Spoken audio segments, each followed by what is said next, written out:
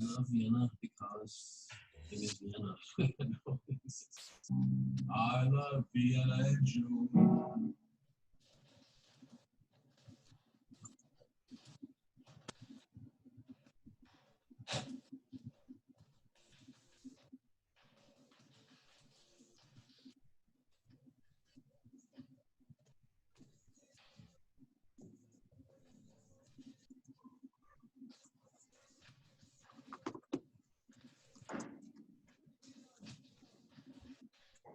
Good, we good. You can hear me? You can hear me? Yep.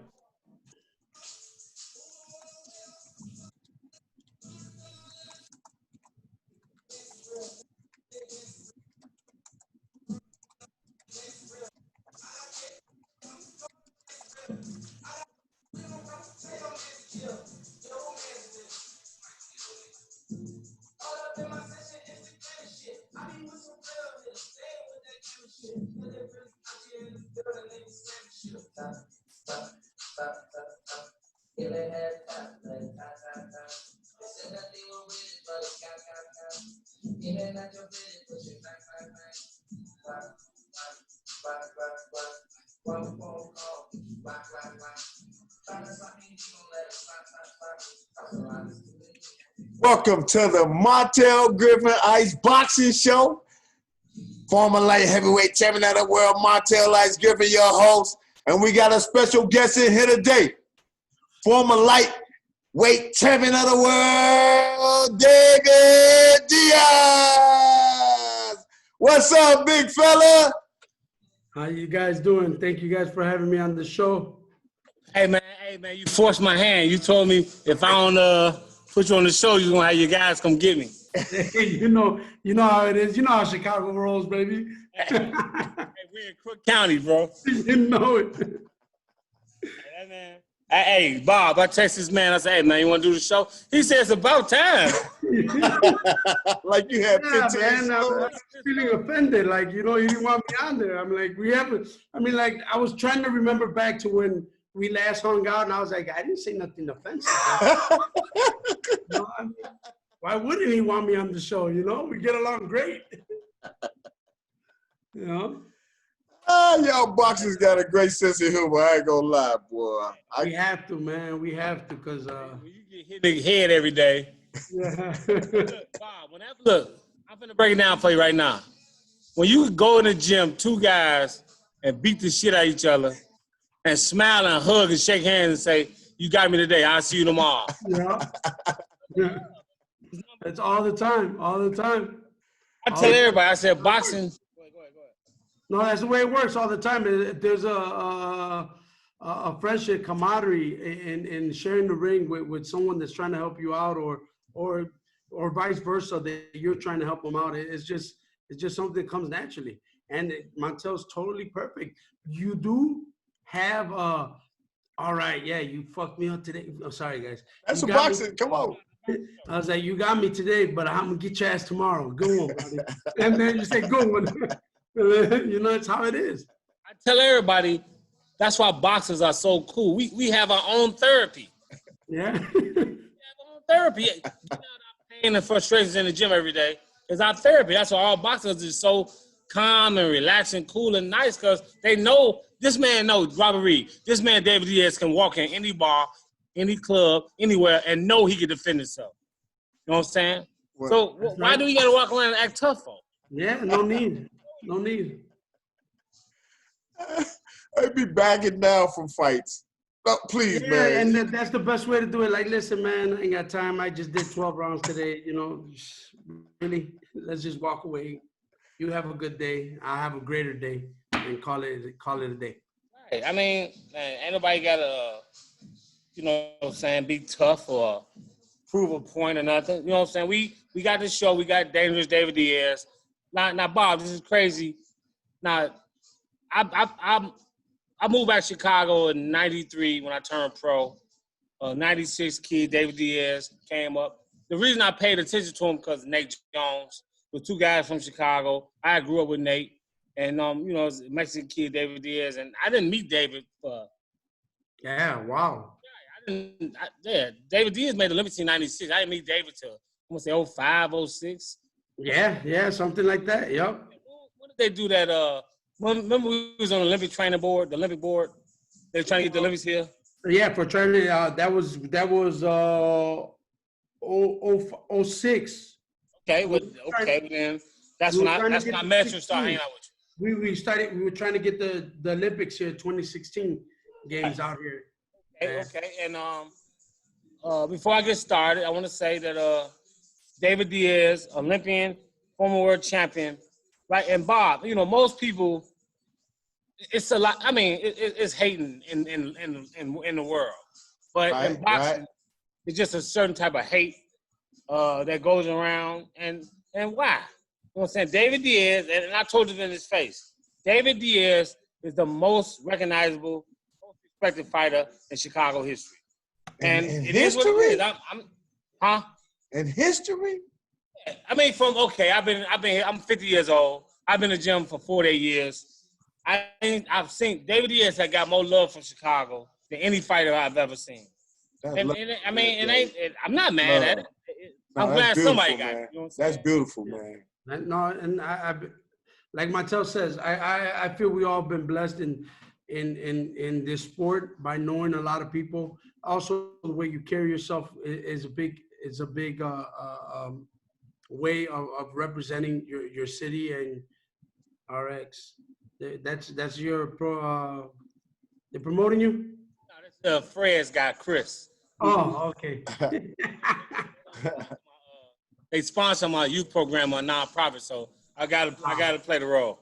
All right, there you go. I ain't mean to disturb you. Go ahead, Champ. All right, go ahead. But no, it's just what it is. I mean, I've been blessed and fortunate enough to where I do, and with the Spanish community, obviously, it's big, and boxing is so big, especially with where I come from, Mexican people. I mean, boxing is just huge. So for me to come out of Chicago and represent Chicago and then my community, my Hispanic community of Mexicans, living in a Puerto Rican neighborhood, and I had a lot of Puerto Rican friends, so I was able to blend well, and I was blessed.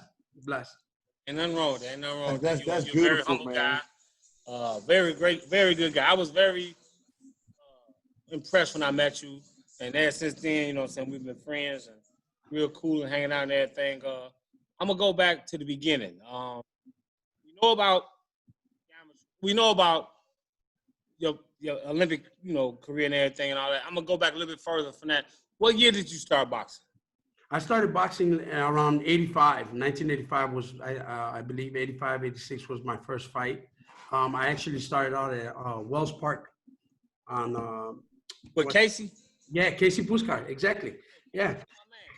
Yeah. I started off with him. The first 2 years, I think 2 years, I was there with him. But a funny story is that I have a big family, right? So my family would come and see me spar because I was the first one out of the family doing something sports-wise, Yeah, there was soccer, but never involved in it. But a lot of my family would come to Wells Park to see me work out and spar and do all that stuff. So Casey got mad, and Casey kicked me out. He kicked me out. He said, "No, you gotta go. You bring too many people here." He kicked me out of the. I was hurt, bro. I was hurt, and he kicked me out. And I was like, why would he kick me out? But needless to say, then we ended up going to Clarendon Park, when at that time Johnny Plaza had Clarendon Park, and I really liked the way he worked, with kids. I think if I would have stayed with Johnny Plaza, I would have been more of a boxer, because that was his mentality. He was more of a punch guy, move around, duck, and all that stuff. That was his forte of teaching. The only thing was that we were living out by, Belmont in California. And so at that time, to go all the way to Clarendon Park, no car, on the bus, it was a mission. So we ended up going to Hamlin Park, and that's where I made my bones, at Hamlin Park.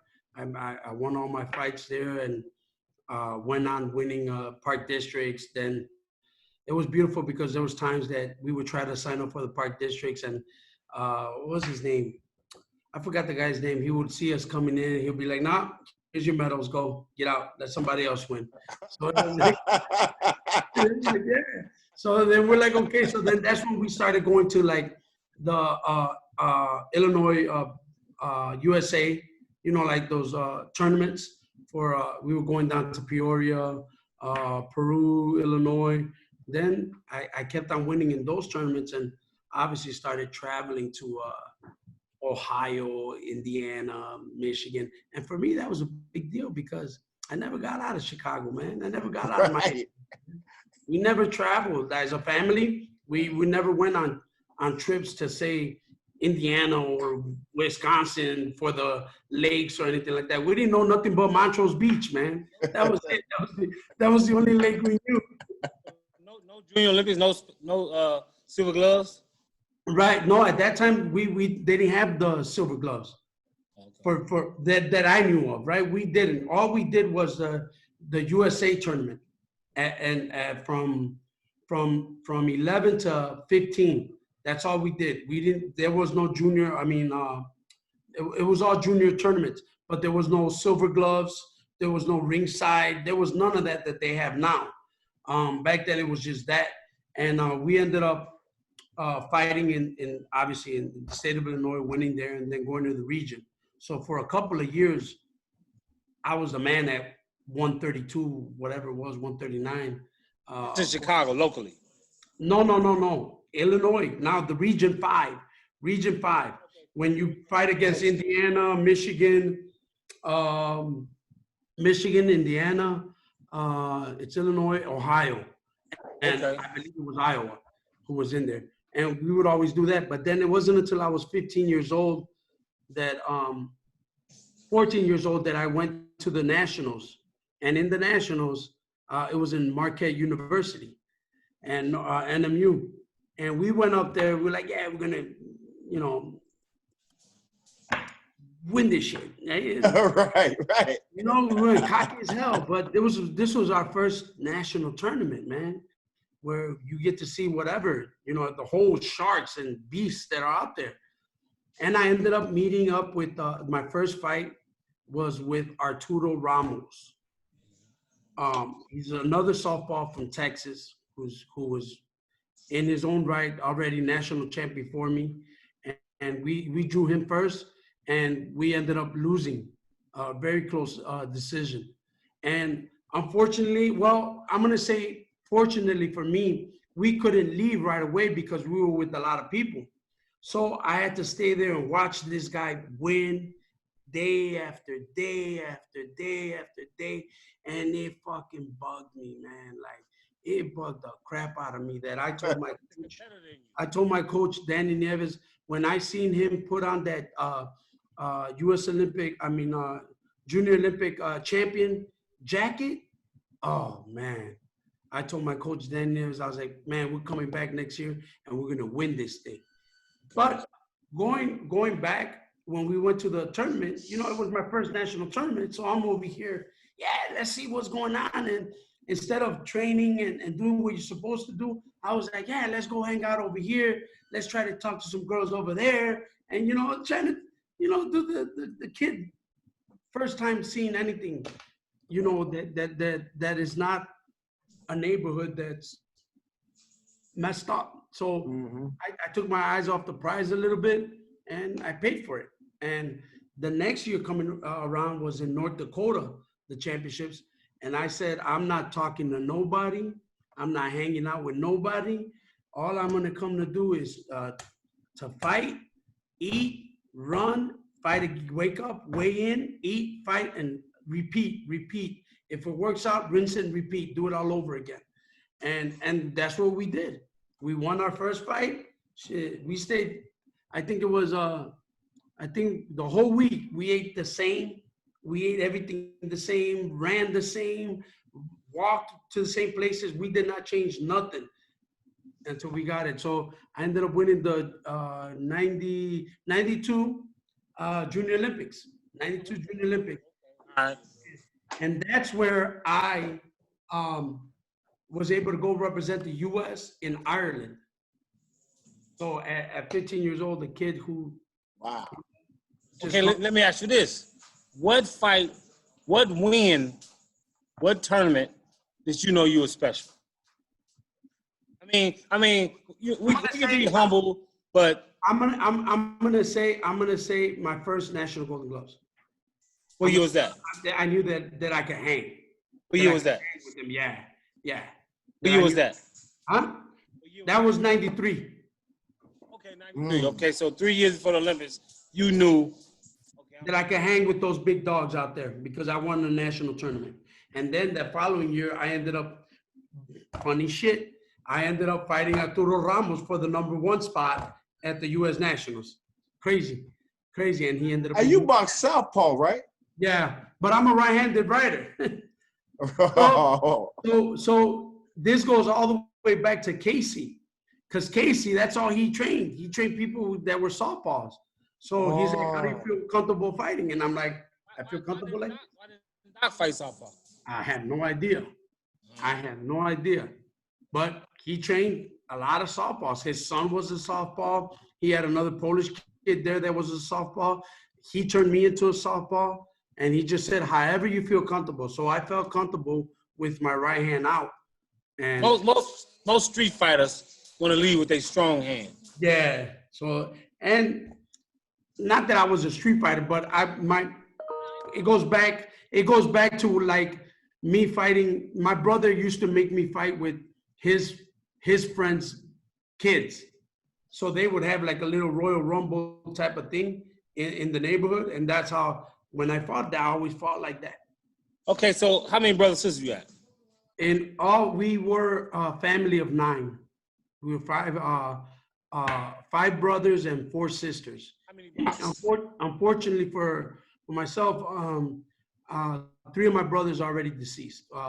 2 died of a medication problem. 1 we just lost last year to Mexico. You know how Mexico is, man. It's crazy over there. And he was a bar owner, and they wanted him to pay a quota. And how many of you guys box? My 4th oldest brother, he boxed for a little bit, and then my dad took me into boxing. That was it. But I'm the youngest, yeah. The youngest is always the best. I mean, the youngest is always the best. Hey, let me ask you something though. Both of y'all box southpaw. Did that give y'all an unfair advantage against people though? I boxed righty, but I was left-handed. Right, you were left-handed. The advantage with my jab because it was my power shot, and I busted up so many guys with my jab that I won a lot of fights just with my jab. Oh. I'm gonna have to say, yeah, maybe considering my height, the weight I fought, all these people that I fought, I would say yes, it was an advantage on my end. Because my right hand was the stronger hand, like I said, I was able to just lead with the right. Whip it out harder, yeah. And it was always with bad intentions. If you go back to my fights, and I was doing that the other day, I rarely threw a jab. It was mostly, come here, let me get him. When did you start thinking about the Olympics? Like my story different. I quit, I came back. My goal was the Olympic team. When did you say, hey, I want to make the Olympic team? And when I represented the USA in Ireland, I was in Ireland, and I was like, man, because you feel such a pride, man, standing there with all the other 11 fighters in the ring, the national anthems playing, and you're representing USA in a foreign country. It just feels like you're fighting for something, to be honest with you. Like, it just feels awesome. Okay, when you won that national title and you was feeling good about yourself, who was the number 139 pounders in? Larry Nicholson. Oh, okay, yeah. Well, Larry fought with us. Okay, yeah. Yeah, Larry Nicholson was the guy that was coming back. Fast talking Larry, real quick, silly guy, always making jokes and laughing. Yeah. Okay. All right. And at 139, there was obviously Zeb Judah was in the 139-pound class. Hector Camacho Jr., Larry Nicholson, Chantel Stills, my guy, the guy we always had. Too, right? Huh? Juan Futrell, because he beat I know he beat Hector Camacho Jr. Who? Don Juan Futrell. You remember him? 139, light skin. He lived in Vegas. I don't remember him. Okay, that's cool. I mean, I know he beat Camacho now. And one of the guys that we always bumped heads in the ring, obviously, was LaShawn Shepard, man. We had some wars with that gentleman. My first year so when I won the Golden Gloves in 93, I was invited to the U.S. Olympic Festival. That's when they had all these U.S. Fest, yeah. Yeah, like a U.S. Fest. It was our American Olympics, you know? Year before the Olympics. Yeah. No, they had it every year. They used to have it every year. Oh, the Sports Fest? Yeah, the U.S. Olympic Festival. They had it 93, 94, and I think they stopped. No, they did 95, and after that, they haven't done anymore. But that's another reason too that I felt that I was okay, because we used to get these USA books, and you would try to see if your name would ever be on there and stuff like that. That's what we would get. And I would always see LaShawn Shepard's name on there, you know. And I ended up fighting him for the gold medal in San Antonio for the Olympic Festival, and that's where I beat him for the first time. And I was like, man, I did it now. I know that we can get up there. We can if we work hard and do what we're supposed to do, we can get up there, because I'm fighting these guys that I read about now, so we can get there. Right, yeah. LaChance and Tion Shepard, Tion's is his brother, his younger brother. He was a 119. Yeah, they my buddy cousin. Oh yeah? Yeah, they my buddy cousin. So he told me about them back in the day. So I started kind of looking out for them a little bit. Ah, okay. I want you to watch my cousins. They pretty good. Yeah. And the Charles was a great body puncher, bro. Oh my God, he was a great body puncher. I went again. I was watching tape, and we fought in Milwaukee in his state, Wisconsin, you know, and it was a close one, man. Okay, so in 1996, who won the U.S. Championship? In 96, I think it was you know what? To be honest with you, I don't know, because the funny thing about that, man, I was gonna go into that tournament. Around that time, I was like fucked up, like just not going to school, not doing stuff that I was supposed to, and I had talked to I got into the USA tournament in Illinois. That day, I had to lose 7 pounds, dude. Yeah. 7 pounds I had to lose within an hour or two. It was. I lost it. I made weight. I was dehydrated a lot, and I'm like, you know what? I'm gonna go to sleep and see when I wake up, whatever. I did not fight that day, bro. I'm not a lot of people know, but I quit. Yeah. I said, I don't feel right. I'm gonna get hurt. I'm out. I got in my car and I left. I didn't get in my car. I forgot who I left with, and I lost. U.S. championships in Illinois, the state. In order for you to go region and then go to nationals, because I had dropped off so much. The 94. I had dropped off so much, man. There was a lot of things. I had just won the Chicago Golden Gloves.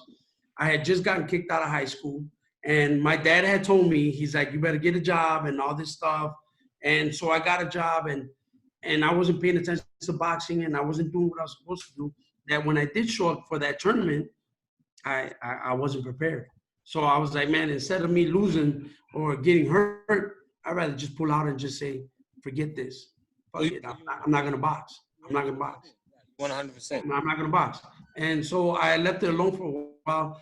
And in my summer, I continued to work and go out with my friends and stuff like that. So my my compadre, who is my best friend since second grade, I was having a conversation with him in front of my house. He's like, "Hey man, what's going on with you? How come you're not working out and shit like that?" And I'm like, "Ah man, you know what? I'm done. I'm tired. I'm not gonna do nothing." So And then he goes, "What are you gonna do?" And I'm like, "Well, I'm gonna go to school and get back into school and try to." And he busted out laughing. He's like, "Ah!" He's like, "David, you're not school material." He goes, "You're not gonna be a doctor. You're not gonna be a lawyer. You're not for school." He goes, "You've been doing this your entire life, and you're so close, and you're gonna let it go." I was like, "All right, you know what? You're right." So that's when I got into the Golden Gloves to fight for the gold. That was our last spot to try to make the Olympic trials because I had lost in the PALs to Zab Judah. oh, okay. So how many times did you fight Zab? I fought Zab twice. Okay. So you made the trials. And then you went to the National Golden Gloves. Yeah, through the National Golden Gloves, I got invited to the Olympic trials. Okay. You was in the Olympic trials, fighting for 1916, and you went to the trials. How was the brackets, and who did you draw first? Shit, man. Who did I draw first? Shit, I can't remember. You gotta remember who you fought first. Man, I don't remember.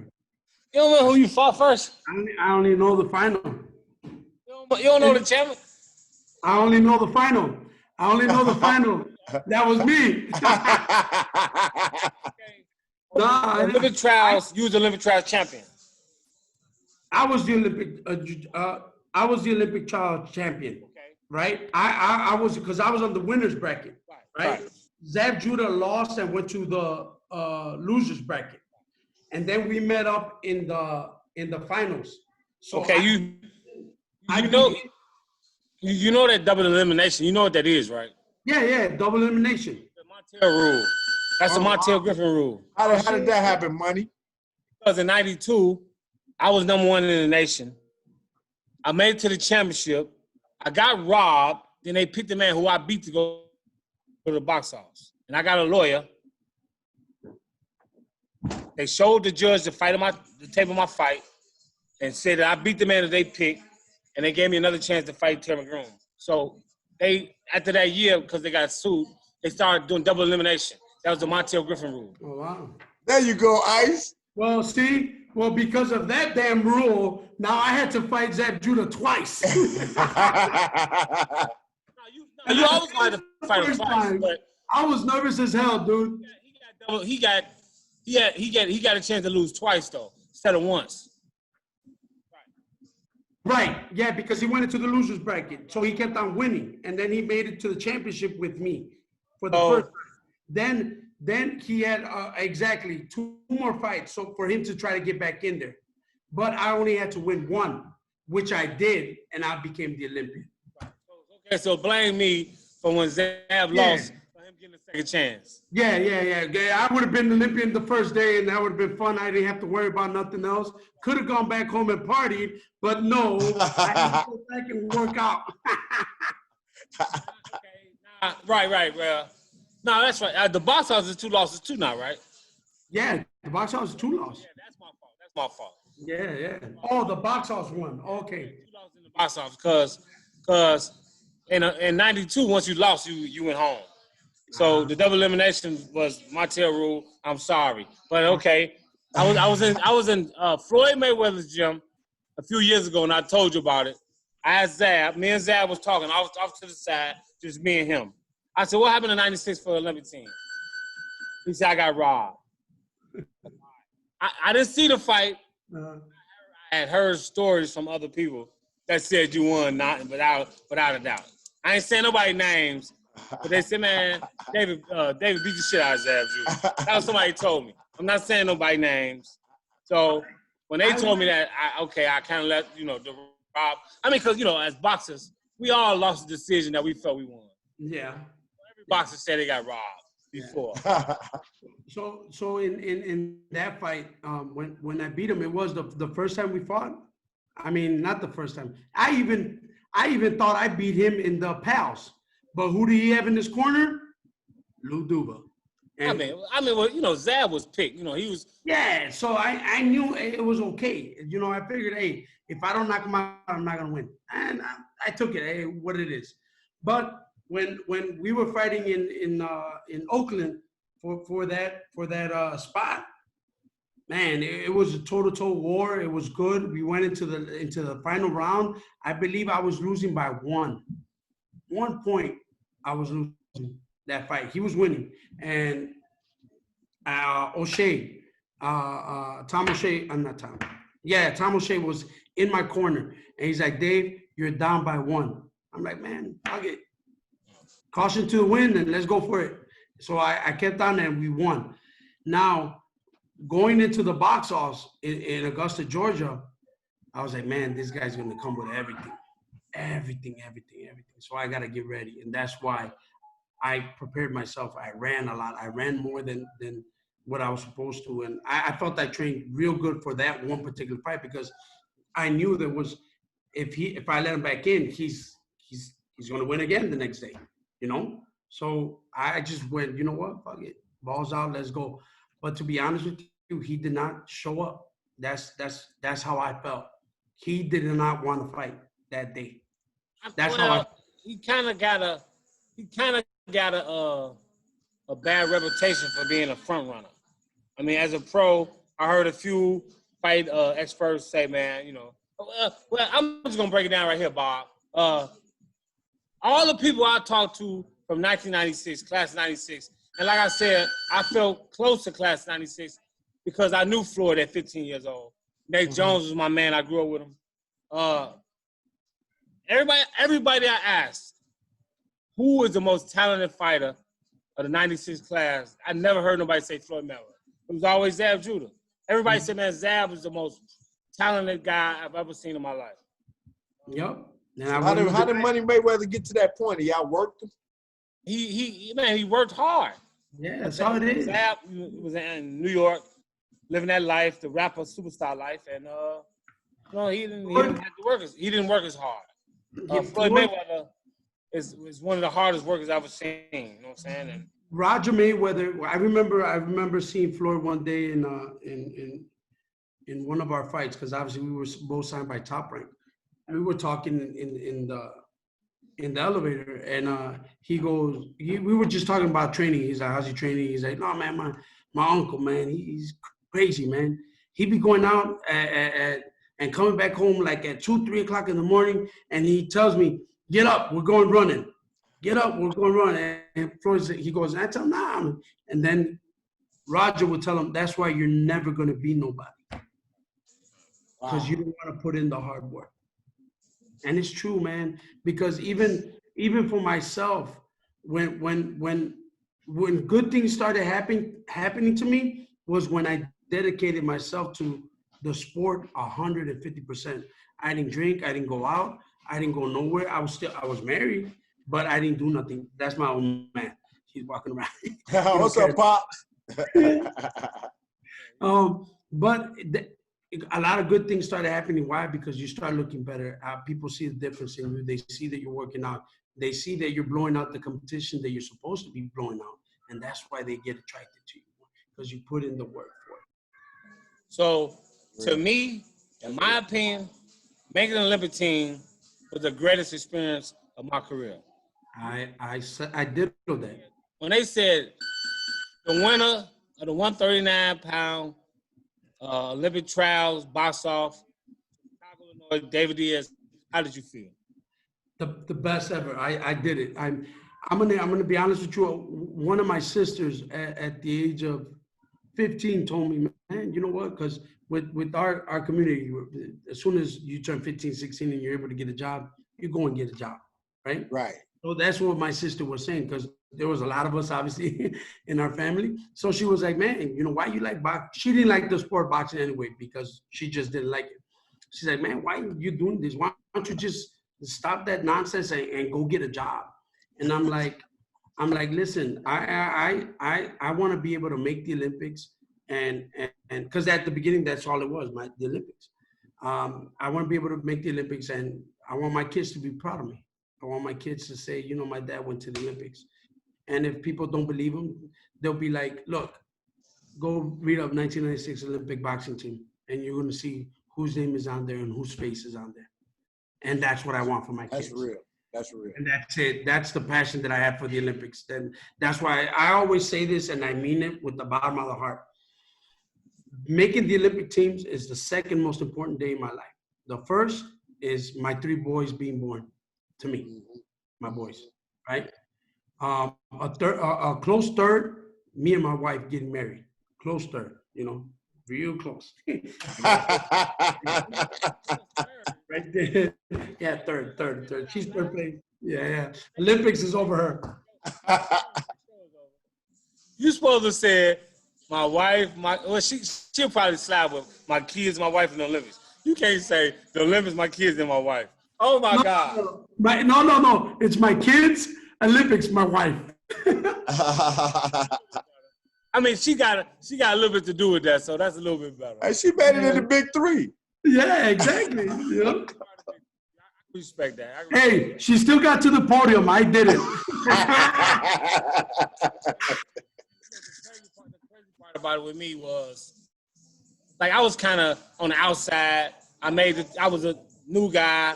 I was on the outside, and I felt like if the guys acted funny with me, I couldn't blame them because of the situation I made. So when I made the Olympic team, once they said for Chicago, first of all, I already knew I made the team because every round I would look at the scorekeepers, and they was telling who was winning. So I read the guy's voice. He said, "Who's winning?" And he pointed at me and did like this. And I'm like, damn, I'm over 25 points. I'm like, it's over. I just ain't knocked out. After the second round, I knew I was on the Olympic team. That was the greatest feeling in my life. Wow. And look, he didn't come out trying to knock me out. He started dancing and moving away from me and made the fight even easier. So I'm telling myself, I am an Olympian. Just don't get knocked out. You know what I'm saying? So, yeah, and I don't ever really compare, getting married or the kids and stuff like that. Because it's, my kids are always going to be number one. There's a couple people on here responding to y'all, man. Jimmy Lapuga Guerrero. He say Guerrero.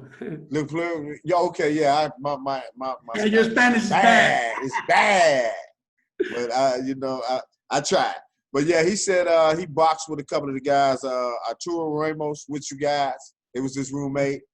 And then it's this Asila. He said Zab said Floyd still trains like he broke.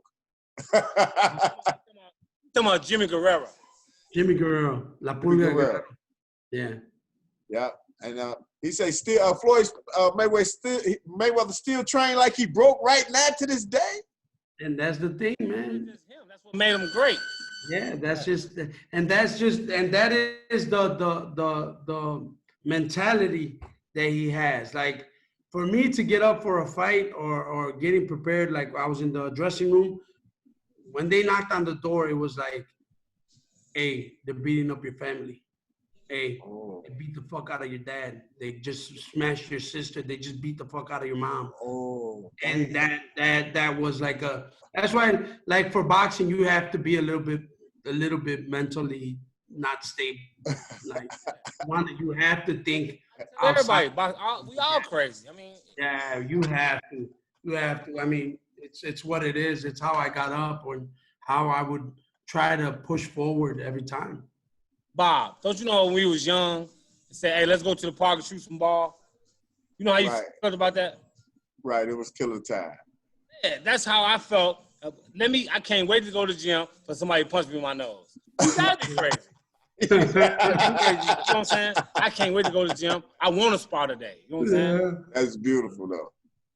Crazy. It's crazy. So, okay, you made the Olympic team, and y'all was in America, 1996. It was kind of crazy because in Barcelona, 92, all our guys got robbed. So for you guys to go to be at home the next Olympics, I'm like, I know y'all just felt good. I just like, man, I wish I could have been on America. For me, I always like when I seen Barcelona. Obviously, I was always like, man. But as a kid, you don't compute these things, man. You just think about yourself being your self-interest of what you want for your gratification. At that time, I was like, man, I'm gonna be in somewhere exotic or something. But I didn't know the Olympics were gonna be in Georgia until 2 years or a year before everything started revving up. I for some reason it didn't compute for me, and I was very selfish at the time. I was like, well, it's fucking Georgia. I could go there 9 hours and and I'll be there in Georgia. But I didn't realize that at the time, obviously when you're young, you don't think. But had the Olympics been somewhere else, my dad wouldn't have been able to see me compete in the Olympics. My brothers and sisters wouldn't have been able to go. Why? Because at that time, my family was undocumented. So we couldn't leave the country. They couldn't leave the country, right? So it was a blessing. They're undocumented. They weren't citizens. They weren't citizens. So it was just no. Of course they are. I'm just trying to clean up for you, just in case of a Trump team watching the Montell Ice Griffin boxing show. I'm making sure your family don't get sent back. So that's what I say. They are not. No. They are. I ain't trying to bring back bad memories. I gotta ask you, okay, what happened in Atlanta? It was a great feeling. Won my first fight. I ended up losing to Octay Urkel, who ended up winning silver medal in that Olympics. That was your second fight? That was my second fight. Yeah, I didn't medal, man. I didn't medal. I didn't get to stand on the podium. But you won an Olympic fight. But I won an Olympic fight. Yes, I won an Olympic fight. Honestly, we felt that a lot of us got robbed in the Olympics. USA is not favorable. There's not in boxing, especially with AIBA. They're not liked. It's just part of the benefits that we bring. Why do you think that is, though? Why do you think that is? Because we arrogant. I don't know if it's that. I don't know if it's just the style that we fight that is not appealing to them. Oh. That's one of the reasons that I feel that's why it is. We're not a uniform style boxing team. Mm-hmm. Everybody's different. Wherein if you see Cuba, you see Germany, you see Russia, they're all same out here. Where we are a mix of sluggers, boxers, slugger boxers, and so it just doesn't. I don't know if that's it, and the arrogant part, I guess. 1996, right now, 1984, 1992, and 1996 all had 6 world champions. It's a 12-member team, and we had 6 world champions. So 50% of our Olympians were world champions. How do you feel about that? Do you feel? I feel blessed to be part of a statistic of that matter, man. For me, it all comes down to everything that I've done is recorded. Mm-hmm. It's not going to be erased. It can't be erased. Who was that 6, fellas? Go ahead, name your 61 world titles. It was Eric Morrell, 112. Then we had 19, then 25. Then Floyd, 19. 32, 39 was myself. Fernando Vargas, Antonio Tarver, and I believe Clay. No, it was Roshai. No, Roshai didn't win a world title. It's not Albert. It's Morrell, Floyd, myself, Vargas, Antonio Tarver. Who am I missing out? David Reed. David Reed. Yeah, the medalist. David Reed, yeah. And I don't know what you went through, but one thing I go through that I know how big it is to be Olympian, Bob. All over the world, when I meet people, I say I'm an Olympian and a world champion. They say, "You an Olympian?" They don't They don't care the about world. nothing else. They don't care about nothing else. Every time I talk to anybody, I tell them that I'm a world champion. Oh, nice. But you say that you're an Olympian? Yeah. Oh, wow, really? It's a more prestigious. Because it's for the country. Yeah, you know, Yeah. so it's it feels pretty good to be called an Olympian, you know, and be recognized for that.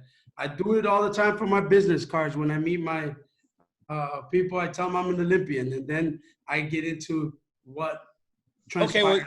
well, before I switch over to the pros, tell them what you're doing now. Oh, I do real estate. We have a real estate company. It's called Main Event Real Estate Who is Group. we? Who is we? My wife, me and my wife. Yeah, me and my wife Tanya. She's actually the managing broker for the company. She's my boss at the office and my boss here at home. Just so you guys make sure of that. And we have like Only third in your life. yeah. The only third. Yeah, you need to stop that, Montell. Keep rubbing that in. Yeah, and we're actually on the north side of Chicago in the Portage Park area. It's 5128 West Irving Park Road. You know anybody who's looking to buy or sell, we're right here for you. You turned pro in November '96. Right. You beat a kid 2-0. I'm looking at your record. Even though his record wasn't that great, 2003 you beat another Olympian, Dylan Carew. Yeah. I talked to him a lot on Facebook and everything. Yes, so do I. Was that considered like your first test, or? Yes, it was. It was one of the first tests. You stopped him. Yeah. Did you feel like, did you look at yourself as a power puncher or as a puncher? Not really, man, because of my earlier fights. I was like, man, you know, again, it comes down to your mentality of what you're doing. I was in Florida, you know, you find yourself in a place where you're not with family and friends, and it just gets out of pocket. Wasn't training properly. Then I come back home and I start fighting again, and we start doing a lot better. Under the tutelage of the late Jim Strickland, you know, we started doing really good. And Well, you know, just came up with 36 wins and 17 knockouts. Yeah. So that's basically 50%. I don't say half and half. So yeah, that's cool. I mean, that's cool. Out of 4 punches, 2 might knock you out. Yeah, that's not bad. That ain't bad. Then you moved up the competition and beat Emmanuel Augustus. Yes. What type of fight was that to you? To me, I was expecting the dancing guy, the everything, but he was all business with my fight, man. When we beat Emmanuel Augustus, we didn't stop him or anything, but we beat him. I felt that, okay, here we go, climbing up the ladder again. We just beat a gatekeeper. So now I know I can go up a little bit more and continue to progress in this career. Okay. I gotta mention Kendall Holt. Yeah, you have to. How you feel about that fight? What happened? I felt that was a bullshit ass stoppage. I honestly felt that I was on his ass. I was on him. He had knocked me down, I believe, in the second round. All right, boom, bam. That's what it is. But I was honestly on his ass and I had knocked him down. I think it was in the 7th. There's the opera. Is that the opera? Huh? Right behind you. He just walked by. Is that the opera? That's my dad. That's my dad. Spanish. What is it called? Apa. Apa. Yeah. So we were going back and forth, and I was on his ass, and I felt that I was about to stop him, bro. He did hit me with the right hand that snapped my head back, and the ref called it. But I wasn't hurt, dude. I was going forward. Okay. 3 fights later, you fought Juan Perez. You knocked him out for the vacant title. Huh? Julio Perez? Juan Perez. And then Julio, no? Now you fought Kendall Holt, then your third fight. Julio Perez, that's at the Aragon, right? I don't know. It's just IBF world title. Oh, yeah. That was at the... Came back and stopped him. Yeah. Then Ramaz Palani. How you? I should have won that fight. That was a draw. Yeah, I should have won that fight. That was in downstate Illinois. Man, we beat that kid, bro. We beat him. We beat him, and they didn't give us that fight. Okay, well you kept that was a draw. Kept the title. You fought 2 more fights after that. Then you fought a legend, the all-time great legend, Erik Morales here in Chicago. How did you feel about that?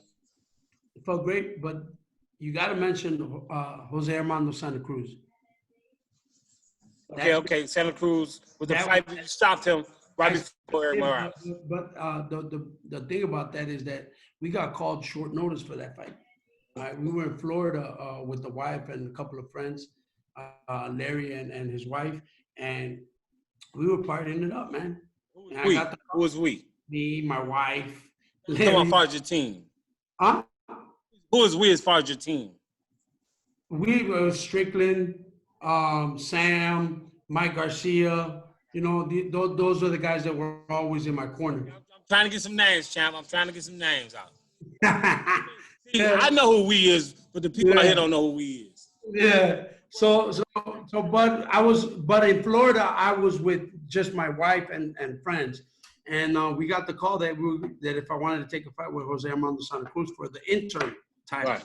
I'm like, yeah, sure, why not?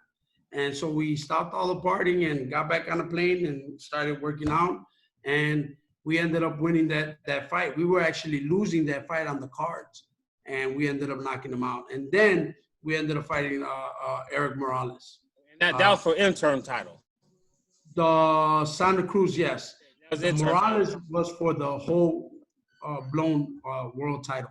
Okay, like I said, a legend. I love Erik Morales. He was my favorite over Barrera, even though I think Barrera up 2-1.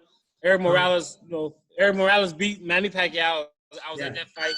I was at the fight when Erik Morales won the NABF title on the Oscar De La Hoya, Julio Cesar Chavez on the card. And I said, man, this kid going to be good. He won the NABF title. He was 19 years old. I remember like it was yesterday. I said, man, this guy going to be good. He's a Hall of Famer. And you got to win on him. Yes. Win over him for a world title. How you feel about that? The best moment of my life. One of the best moments of my life, man. Especially winning here in Chicago. Well, it's in Rosemont, but in Chicago. And in front of my friends, family, and it was a great experience, man.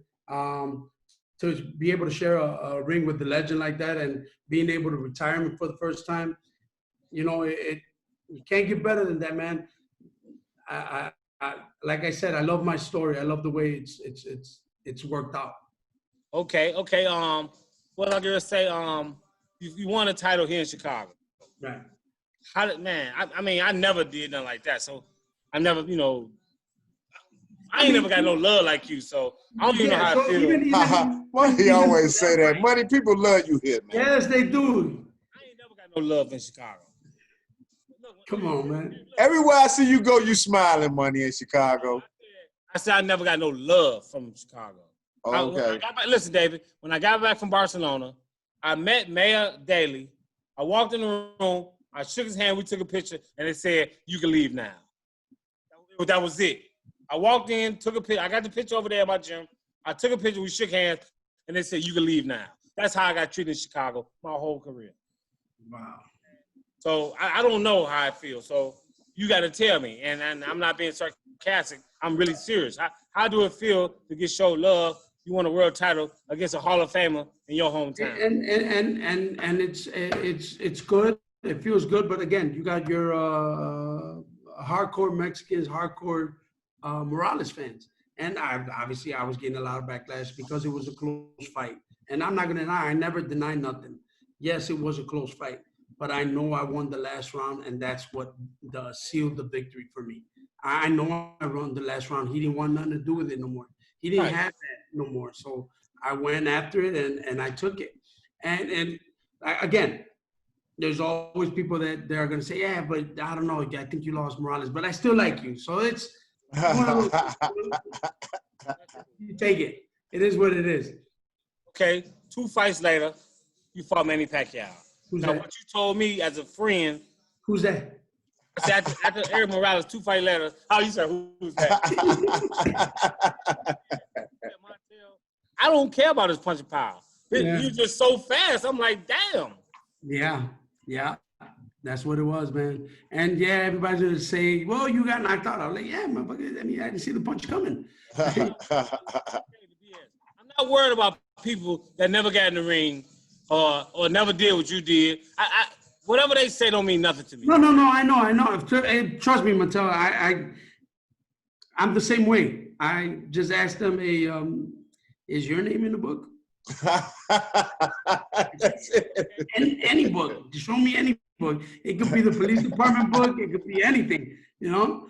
But like I said, I took that fight knowing who he was. I honestly felt that I was going to beat him because he was coming up in weight. You know, and I'm naturally the bigger guy for someone that small coming up.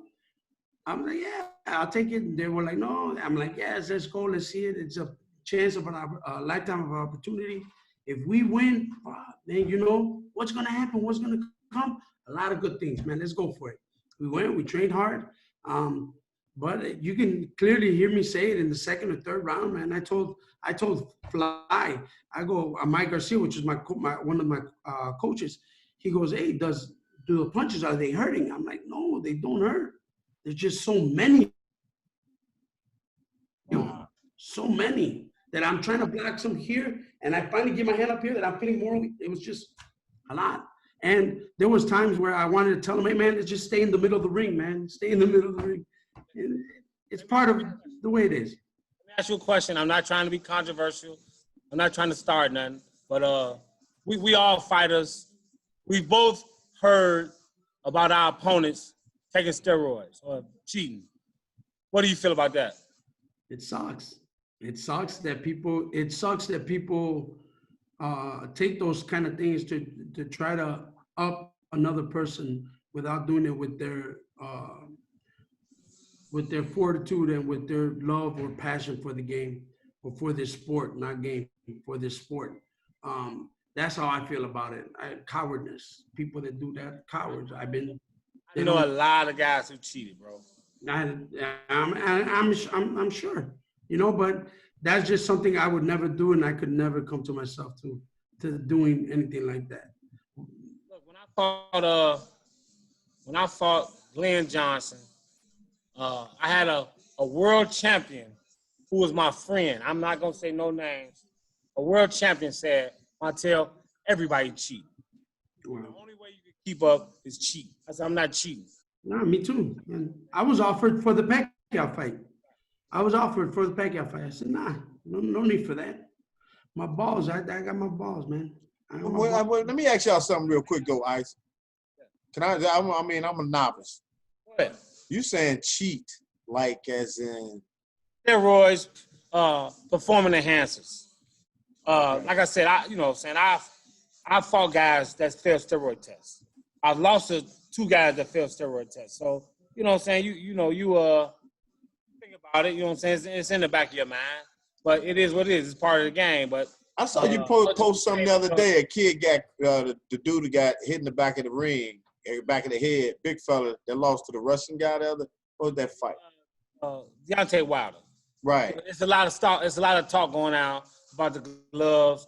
Actually, my heavyweight, Nick Asbury, told me 2, 3, 4 years ago, like, man, Fury be cheating, man. I checked his gloves and there wasn't I checked his sparring gloves and there wasn't no padding in it. He said, I made a big deal about it and they fired him, sent him home. So, I mean, this is all I know.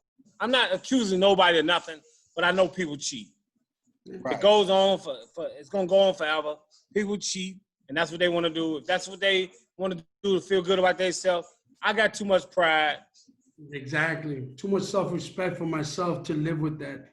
Yeah, how can I cheat and smile and act like I really want something? You can't. Right. That's real. All right. So, and, you know, I'm gonna let you go in a little while, Dave. I just want to ask, at the Pacquiao, you came back and beat a hell of a fighter. Jesus Chavez was the world champion from Chicago. I fought amateur him when we was kids. At Matador when he was training with Tom O'Shea. came back and won. Well, how did you feel about that? I felt great. He was actually the first Chicagoan to win a world title in a long while. Montell, he is originally from Chicago. If everybody knows the backstory to, He got kicked out of the country. huh? He got kicked out of the country. Yes, sir. But he is a Chicagoan. He was getting in trouble. Yeah. You know, damn Mexicans. Hey, my race making a bad name for myself, so I race. So I ain't got nothing to say about no other race. Oh man. But no, he was a great fighter. He's a great friend. Every once in a while he'll ring me up and be like, "What you doing?" and vice versa. But it was an honor to share the ring with him. He's always been a class act, man. Class act guy. Yeah. Great fighter. Okay. We both. I'm not trying to. We both had our last fight on the same night. All right. You had a much tougher opponent than I did. You know what I'm saying? I ain't trying to even bring that up. I'm just bringing up that we had our last fight on the same night. Did you feel? I turned pro in '93. You turned pro in '96, I think, November '96. So you felt in 2011 it was time and it was ready to hang up. Yeah. Everybody got after that fight. We fought Hank Lundy. I mean, phenomenal person, great guy, good champion. We were winning the fight. Whatever happened, I got knocked out in the 6th round. I go back to the dressing room, and I'm like, man, I'm thinking in my head, I'm gonna go back. I'm gonna get a rematch with him, and I'm gonna fight him in his hometown. I'm gonna go to Philadelphia and fight him. I'm gonna go fight him over there and beat him in his hometown because he necessarily came to my lakefront, And so I'm like, all right, cool. It was a Friday night. So I'm like, all right, cool. We got to start working out on Monday. That's when my body said, whoa, wait a minute. Whoa. That's it, David. You're done. Yeah. You're done. You're not going to fight no more. Your body can't take it. You can't do the dieting no more. For a rematch. Huh? You went in camp for a rematch and then. No. This was after the fight. Okay. In the dressing room, right after I got knocked out. Because right away, I was thinking about a rematch. Right away. I was like, I'm going to go and beat him in his hometown. So I got back in the dressing room and my body just said, no, you're done. So I just said, all right, you know what, forget it, I'm done. So later on, a couple of months later, I'm sitting around and I tell my wife, you know what, I think I'm done. I don't want to work out anymore. I'm tired of it. I'm tired of dieting. I'm tired of getting up early, going to run, coming back, going to sleep, eating, waking up, going to eat, work out, come back, sleep a little bit, wake up, go train again, come back, rest a little bit, go run. That's my routine. I'm going to give you a quick, I was talking to two legends, Eddie Mustafa Muhammad and Buddy McGirt. And I said, when did y'all know it was over? Because I was getting up there in age. Okay, I was 41 on my last fight, but I wanted to fight again. I put on a great show. I ain't gonna say I did good. I just know I had something left. But I asked Eddie Mustafa and Buddy McGirt, I said, when did y'all know it was time to stop? And Buddy McGirt said, I was slipping punches. I was slipping punches. And it started scraping me. Then I wasn't even moving. It was hitting me right in my forehead. He said, that's when I knew. And that hadn't happened to me. You know what I'm saying? Mustafa said he had went jogging one day. And then in the middle of his run, he said, man, I'm tired of this shit. And he said he walked back home. So I never got that point. So I was 21 years old. I fought on that show. I got my 50th win. And I got a couple of opportunities to fight in other countries. But the money was terrible. And I'm telling him, I was like, I'm not desperate for money. I'm like, I'm not finna sell myself out like this. If it ain't right, I'm not doing this. So I never retired. It's just I never fought again. I wanted to fight. I got some offers, but I didn't fight again. So I never retired. But it is what it is, man. But I want to thank David Diaz for coming on the show today, man. Thank you. To you, man. You threatened me. You was real upset with me by not letting you on. Okay. So we didn't take a break. Your wife didn't do that during the break. Yes, she did. That's how good she is. She found out about her being number 3. About her being number 3. She actually went to number 4. I let it slide. It was the Libertine, Morales, your kids, and then her. But it's all good. Much love, Dave. Thanks for being on the show, man. Montell Ice Griffin Boxing Show with my co-host Bobby Reed, my main man from the Trey, 103rd Street. Mad respect to everybody. Can David leave us with something, though, Ice? Can he leave us with something good? What? David, is there anything you want to leave with Montell, man, before you get up out of here, man? Man, just continue what you're doing, brother, man. You're doing a lot of good things. I'm very proud of you, bro. Keep on continuing pushing forward. At the end of the day, you're the only one that's going to be happy about what you're doing in life, and continue pushing forward, bro. Continue. You know, my life got delayed a little bit. I mean, but continue growing, babe. That's all it is, brother. Hey, Dave, we got a saying in the South Side, the Wild Hunters: big wheels keep turning. So no matter what happened in your life, you got to keep going. That's it. At the end of the day, man.